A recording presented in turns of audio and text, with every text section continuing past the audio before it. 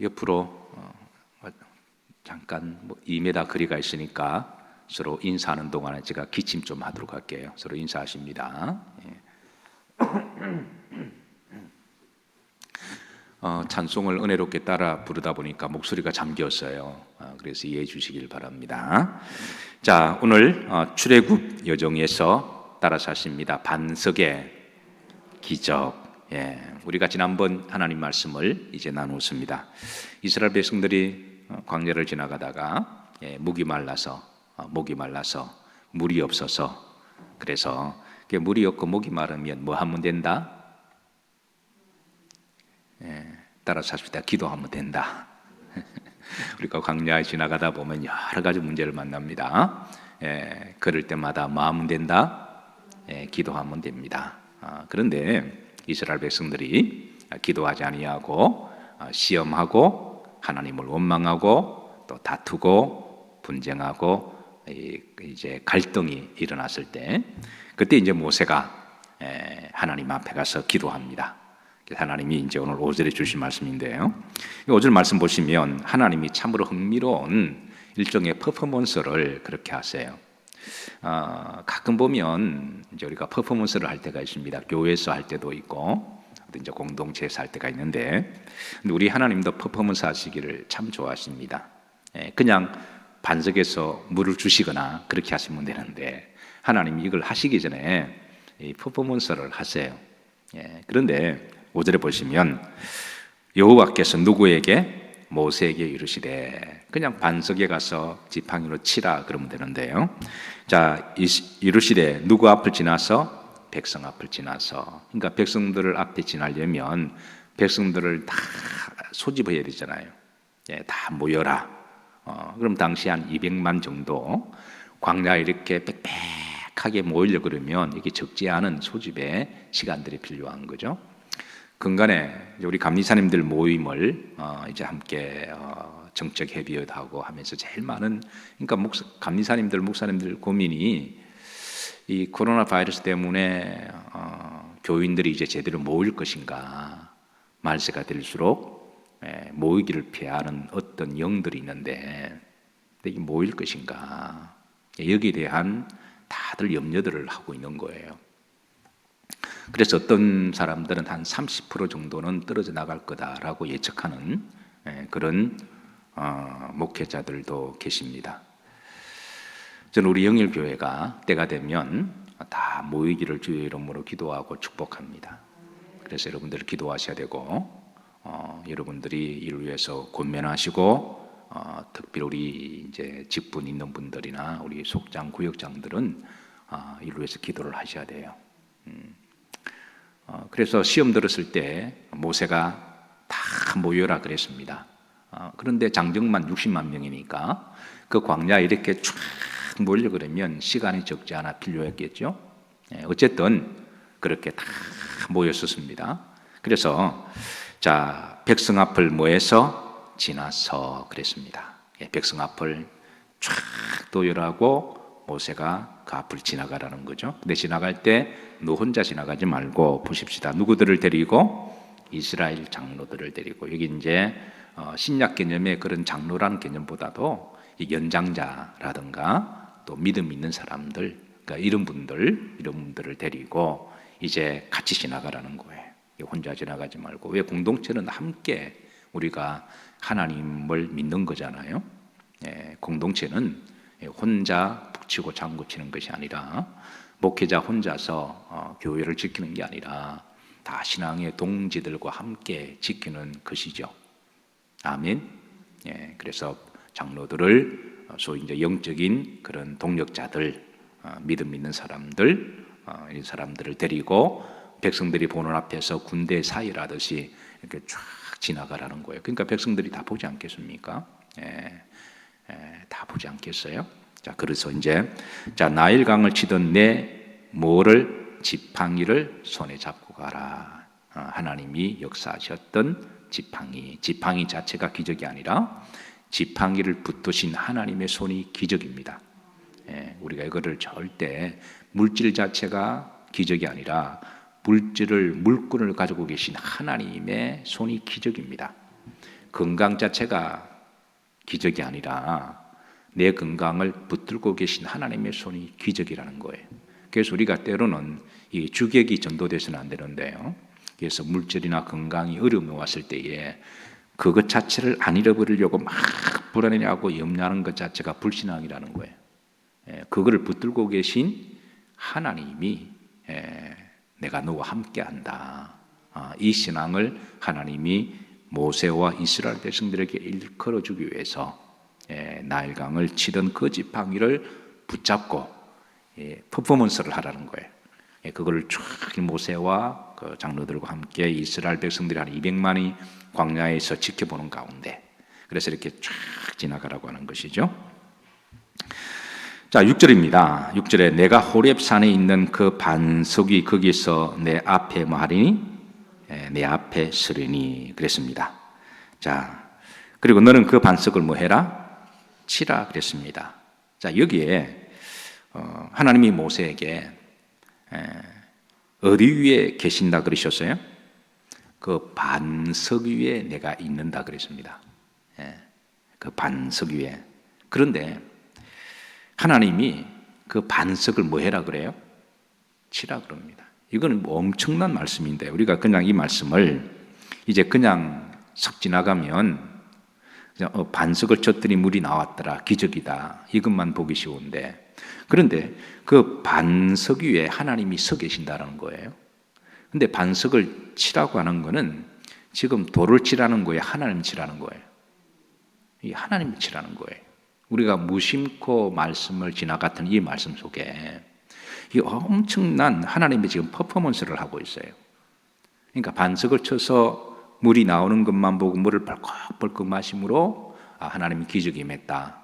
우리가 그 정도까지 성경을 봤다면 우리는 성경에 사실은 반밖에 보지 못한 거죠.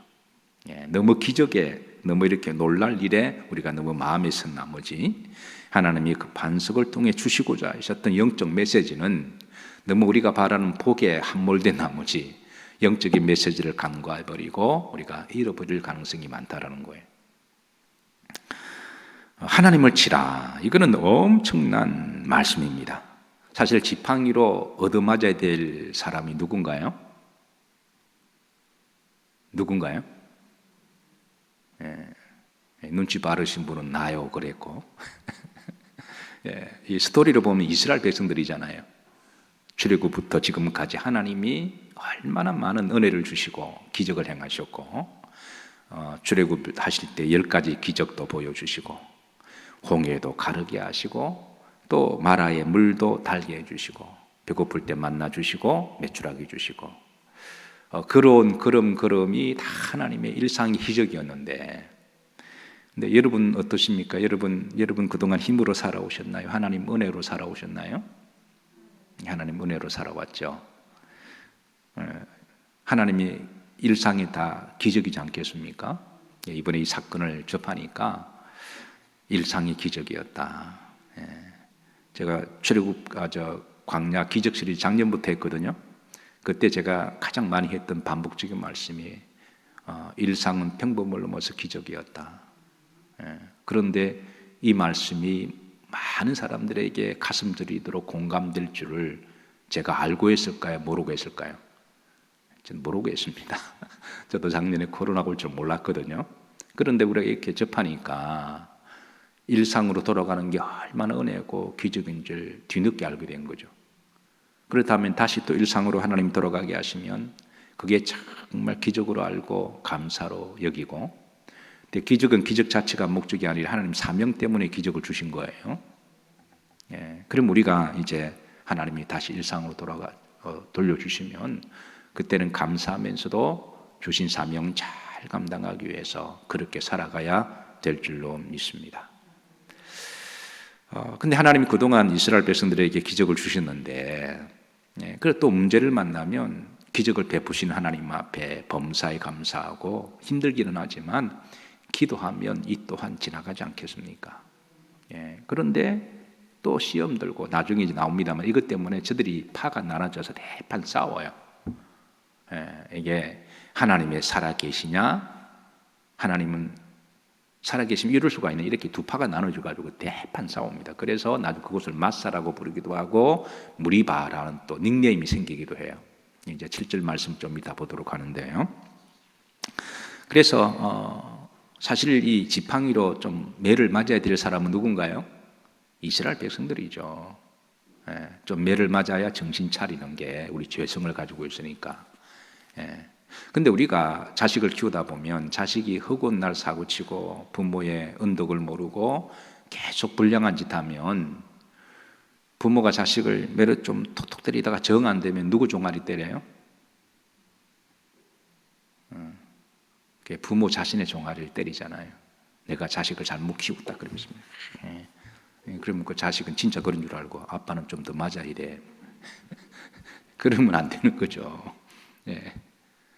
지금 하나님이 이스라엘 백성들을 그동안 좀 톡톡 치셨거든요. 마라에서도 그렇고.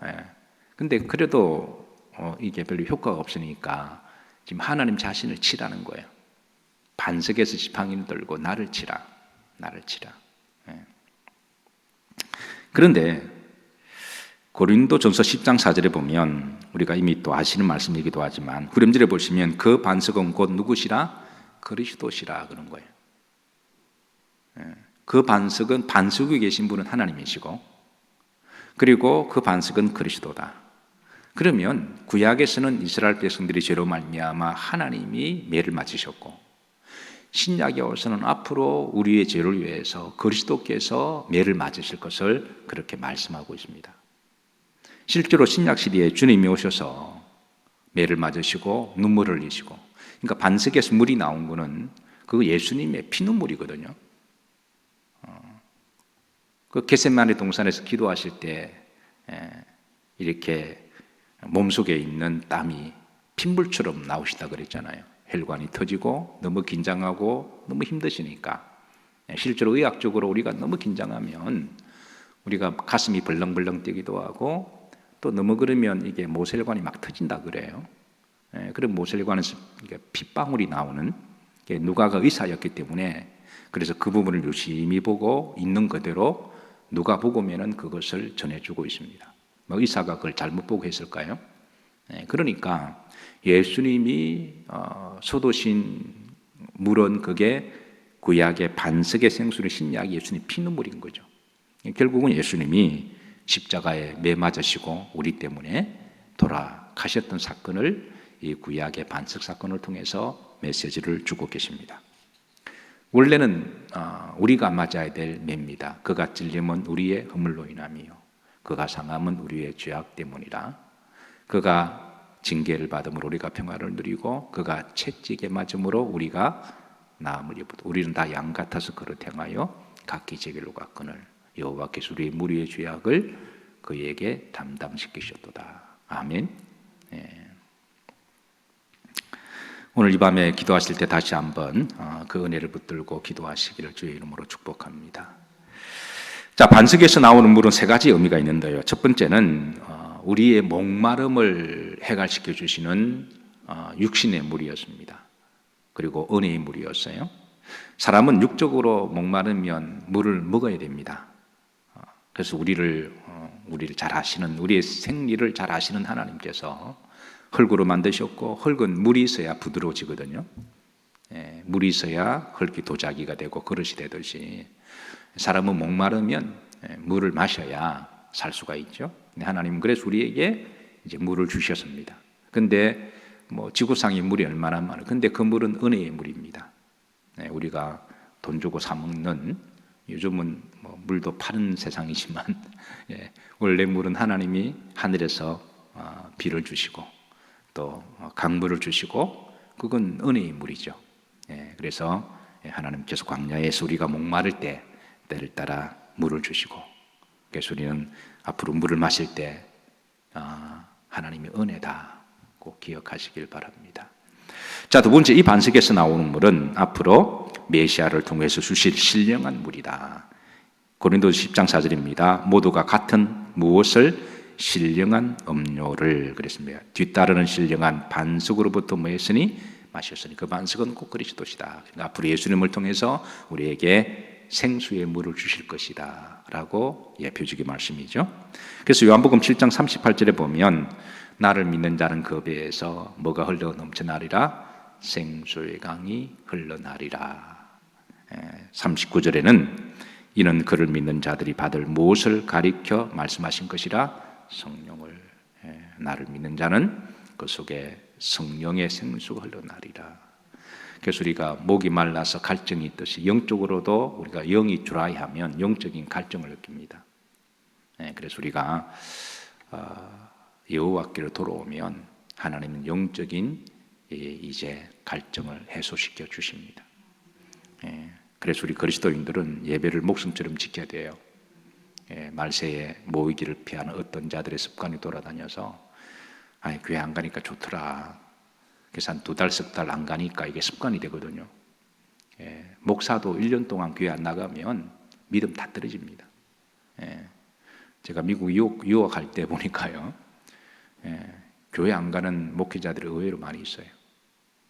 왜냐하면 공부하러 갔는데 교회는 없지. 공부한다는 핑계 대고 교회를 안 가니까 집에서 예배 드린다 그러는데 가만히 보니까 그 예배 제대로 드리겠어요? 목사인데도 가족들 모아놓고 예배 드린다 그러는데 그 예배 제대로 드리겠어요? 그래서 한 1년 정도 보면은 이게 목회자인지 아닌지 구분 안 될 정도로 살아가는 삶의 영색이 거의 비슷해요. 이거는 비단 제가는 목회자를 블레이밍 하려고 하는 게 아니라 이게 사람의 죄성이 그렇다라는 거예요. 그래서 이게 지금 한 몇 개월만 계속 그러게 되면 이게 정말 심각한 위기가 올 수가 있습니다. 그래서 어떻게 하든 성도는 기도와 예배의 자리를 지켜야 됩니다. 자, 그래서 이제 믿는 자들에게 하나님은 그 생수의 강 흘러넘치게 하셔서 그래서 예배와 기도의 자리를 지키면 영적인 가람은 없게 하세요. 우리가 예배 기도를 멀리하면 영적인 가람이 오고 육은 편할지는 모르지만 영이 힘들어요. 그래 초대교회 우리 신앙의 사도들이 늘 하는 말은 육이 힘들면 영은 편하고 영이 편하면 육은 힘든다. 그래서 육은 힘들면 뭐가 편하다? 영이 편하고 반면에 영이 힘들면 육은 뭐하다? 편하다. 그랬습니다. 여러분 하나님 앞에 예배 기도 자리 지킴으로 여러분 영이 성령의 생수가 흘러넘치기를 주의 이름으로 축복합니다.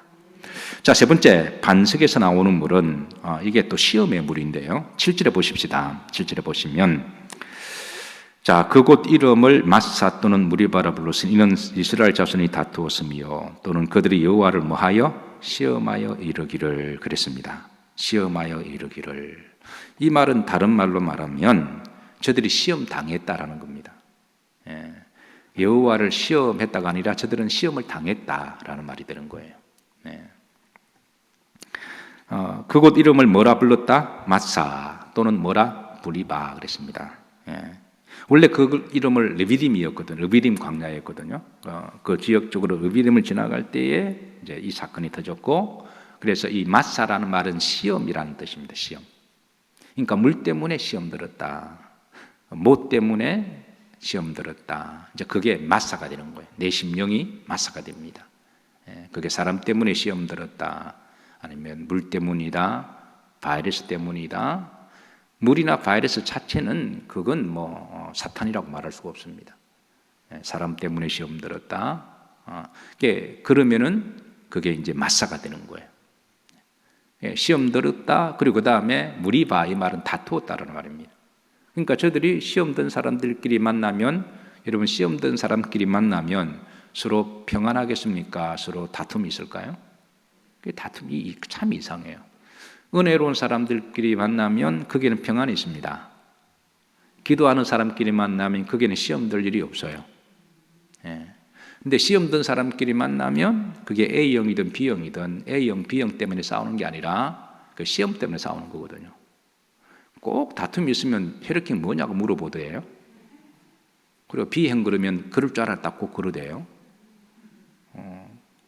참고로 제가 B형인데 그 말 들을 때마다 저분이 또 그렇게 꼭 말하는 사람은 또 O형입니다. 또 O형.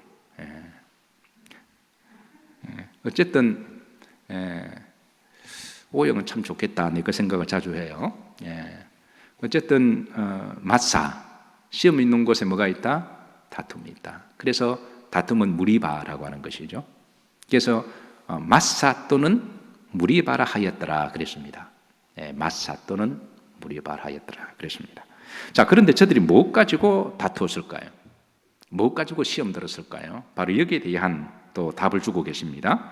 구름절에 보시면, 자, 여호와께서 우리 중에 계신가 안 계신가? 그러니까 어떤 사람은 계신다 그러고 어떤 사람은 안 계신다. 요거 가지고 서로 논쟁이 되고 시험 들었다라는 거예요.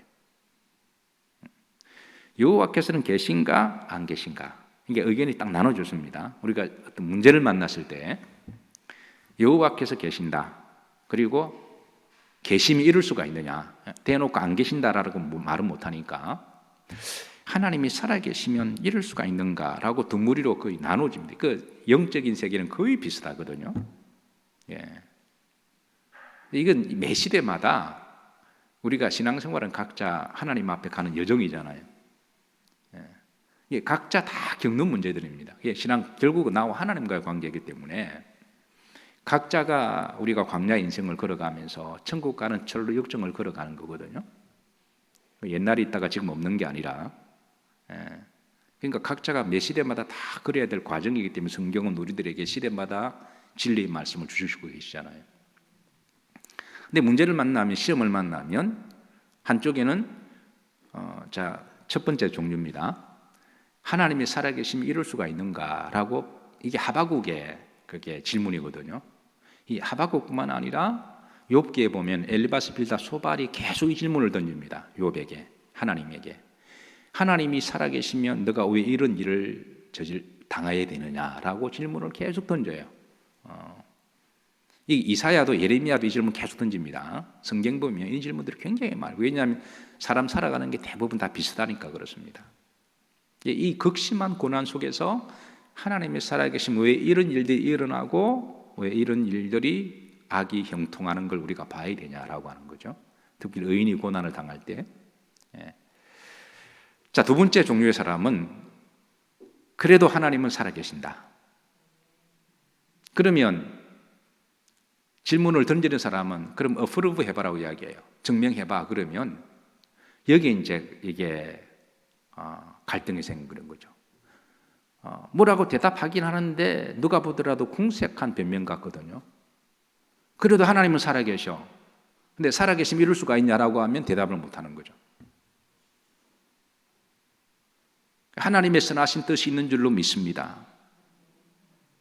그러니까 우리 믿음 좋은 사람들은 아멘하고 그걸 붙들고 기도하는데, 근데 여러분 문제를 만났을 때 믿음 좋은 사람이 많을까요? 믿음 없는 사람들이 더 많을까요? 그 대사가 이쪽으로 확 기울어지는 거예요. 그래서 이 사람들에게 논리적으로 합당한 뭔가 설명해야 되는데 어떤 경우는 우리가 알지 못하는 문제들도 많이 있잖아요. 그러니까 대답을 하지 못하고 그래도 하나님은 살아계셔. 그러니까 저쪽에서 지적 전용에서 볼 때는 저게 고집 같고 궁색한 변명처럼 보이는 거예요. 그러니까 하나님은 살아계신가 아닌가, 이쪽에 이게 파이가 더 많아지는 거죠. 그래서 지금 이 문제 가지고 이제 이스라엘 백성들이 지금 시험 들고 다투고 논쟁하고 그러는 현상이 일어났습니다. 자, 바이러스 문제가 왔을 때에 어떤 사람들은 하나님이 살아계시면 이룰 수가 있는가라는 질문을 지금도 수없이 던질 겁니다. 그러고 나서 한 발 더 나아간 사람들은 하나님이 안 계셔라고 그렇게 시험 들거나 무신론자들은 그렇게 이야기할 겁니다. 그러니까 이런 상황 속에 우리 그리스도인들은 어떻게 믿음 생활을 해야 되느냐? 하나님은 살아계십니다. 그런데 그렇게 말을 하면서도 본인이 궁색한 답변 같은 거예요. 그러나 그렇게 말을 하지만 분명한 믿음 있는 사람들은 하나님의 살아계심을 진심으로 믿습니다. 지금 우리가 분명하게 어떻게 설명은 할 수는 없어도 그리고 지금 당장 언제 이 문제가 해결된다라고 개런티는 할 수는 없어도 하나님을 전적으로 신뢰하니까 하나님의 선한 뜻이 있는 줄로 믿고 온몸으로 버텨내면서 때로는 죽으면 죽으리라고 하는 그런 각오와 결단과 어떤 불이익을 당할 결단을 감수를 하고라도 하나님은 살아계신다. 그럼 이게 안 되면 어떡할 거냐? 책임질 거냐? 그 자존심 앞에서 책임진다. 그렇게 말할 수 있는 사람들이 시대마다 있다라는 거예요. 이 두 종류로 이렇게 딱 나눠지는. 이 문제 가지고 지금 저들이 다투고 싸움도 하고 갈등이 된 겁니다. 자, 제가 여러분들에게 묻습니다. 우리가 어려운 시험이나 문제를 만났을 때 하나님이 살아계심이 이룰 수가 있습니까? 라고 그런 쪽의 사람인가요? 아니면 그래도 하나님은 살아계신다. 여러분 각자 진지하게 기도하시고 답을 하시길 바랍니다. 독일 히틀러가 유대인들을 극심하게 핍박하고 있을 때입니다. 뭐 그들의 핍박은 거의 마귀적인 거죠. 제가 더 이상 설명하지 않아도 뭐 여러분 역사를 통해서 충분히 알기 때문에 그때 고통당하던 많은 유대인들 중에서 이렇게 하소연합니다. 감방 속에서 고통당하면서 하나님의 살아계심이 이룰 수가 있는가라고 하는 질문을 던져요. 저렇게 마귀 같은 히틀러의 만행을 왜 심판하지 않으신가? 그리고 하나님의 백성들이 이렇게 고통을 당하는데 왜 하나님은 지켜만 보고 계시는가? 이런 질문을 던지다가 어떤 유대인이 수용소 벽에 이런 글귀를 적었습니다. 한번 보시죠. God is nowhere 이라는 글귀를 적었습니다. 그러니까 하나님은 안 계신다는 거예요. 하나님은 조금 더 완곡적으로 번역하자면 하나님은 이곳에 안 계신다. 하나님은 안 계신다. 자, 그런데 얼마 후에 어느 한 유대인이 이 글귀를 띄워서 이렇게 적었습니다. God is now here 이라고. 그러니까 띄어쓰기 글자 하나를 옮긴 거죠. 그러니까 똑같은 그런 고난 앞에서 똑같은 시험 앞에서 한 부류의 사람들은 하나님은 살아계심이 이룰 수가 있는가 대놓고 없다라고 말을 못하니까 이게 다 과정이거든요. 그래서 이렇게 하나님을 멀리하면 나중 결국은 하나님이 없다라고 이야기합니다. 이게 신앙도 점차적으로 후퇴를 하기 때문에. 근데 똑같은 문제를 가지고 하나님은 살아계심이 이룰 수가 있습니까? 라고 하나님께 항변하고 따지고 이렇게 하다가 나중에는 God is nowhere이라고 이야기를 하죠. 근데 똑같은 문제를 놓고 어떤 사람은 하나님은 지금 여기에 계십니다.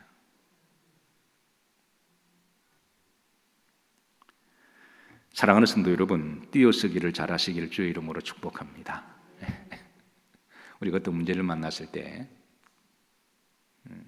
우리가 그 문제를 어떻게 믿음으로 해석하고 믿음으로 받아들이느냐, 이것이 우리들에게 굉장히 중요한 신앙의 실존의 문제입니다. 이번 코로나로 인해서 정말 어떤 사람은 시험이 되어서 세상 속으로 갈 사람도 있겠지만, 그러나 하나님께 더 가까이 와서 기도하는 더 신실한 성도들도 저는 있을 줄로 믿습니다. 따라서 하십시다. 시험은 문제를 키우고 기도는 문제를 해결한다. 그 리비딤에서 마사 또는 무리바라고 하였더라. 그런데 모세는 하나님 앞에 기도했더니 하나님이 반석을 쳐서 물을 내게 하신 하나님의 놀라운 기적이 저는 오늘 한국 교회에서 반석 대신 성전에서 생수가 터져 나오기를, 여러분의 심령 가운데 성령이 터져 나오기를. 요즘 답답하다고 요즘 교회는 안 나오도 밖에는 막 엄청 나가 돌아다니더라고요. 참내 기가 막혔어. 보니까 뭐 공원이든 뭐 다 돌아다니더만. 그러니까 이게 답답해서 못 견디는 거예요. 여러분 교회 나오면 하나님이 이것 안 답답하게 하십니다. 교회 안 나오는 게 답답하니까 공원이든 어디 막 돌아다니잖아요. 들깨처럼 방에. 교회가 제일 안전합니다. 2m씩 떨어져서 마스크 끼고 예배드리면 여러분 예배 자리, 기도 자리 잘 지키시고 부활의 믿음으로 승리하시고 교회들마다 특별히 영일교회에서는 반석 대신 이 강단에서 생수가 끊임없이 흘러나오기를 기도해 주시고 그리고 여러분의 심령 가운데 그 배에 생수의 강이 흘러 넘쳐나리라. 영적 기근이 없으시기를 주의 이름으로 축복합니다. 기도합니다. 하나님 제단에 반석을 주시고 예수님의 이름으로 이곳에서 기도할 때에 주님께서 생수의 강을 흘러넘치게 하여 주심을 감사를 드립니다. 그 힘으로 승리하게 하옵소서. 하나님의 크신 역사와 뜻이 있음을 믿습니다. 예수님 이름 받들어 축복하며 기도하옵나이다. 아멘.